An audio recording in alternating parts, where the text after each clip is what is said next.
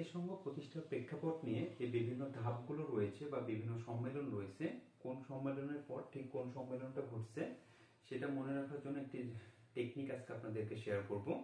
চলুন আমরা ধাপগুলো প্রথমে জেনে নিই, এরপর আমরা টেকনিকটা দেখব। প্রথমে হচ্ছে আমাদের ছিল লন্ডন ঘোষণা।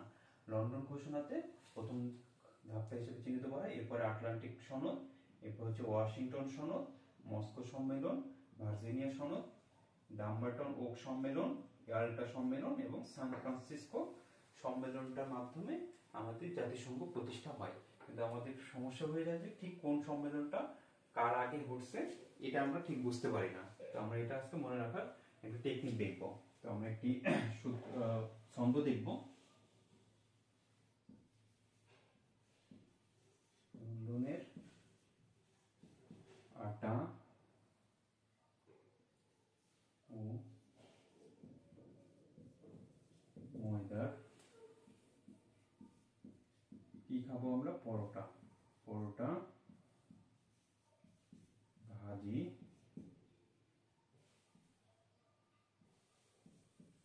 ডাল। সকালের নাস্তা আমাদের লন্ডনের আটা ও ময়দার পরোটা, ভাজি, ডাল। কেমন স্বাদের? ইয়ামি স্বাদের।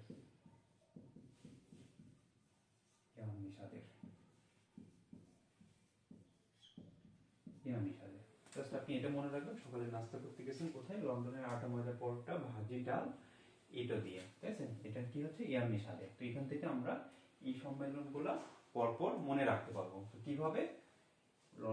লন্ডন সম্মেলন, আটলান্টিক সম্মেলন, ওয়াশিংটন সম্মেলন, মস্কো সম্মেলন, ভার্জিনিয়া সম্মেলন, এরপর হচ্ছে ডাম্বারটন ওক সম্মেলন, ইয়াল্টা সম্মেলন এবং সান ফ্রান্সিসকো সম্মেলন।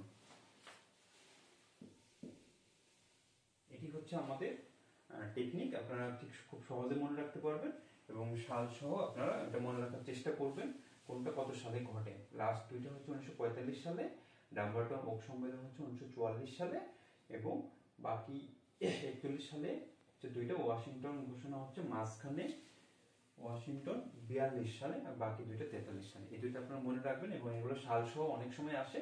তো আপনারা এটা সহজে মনে রাখার জন্য এই টেকনিকটা ফলো করতে পারেন। সবাইকে ধন্যবাদ।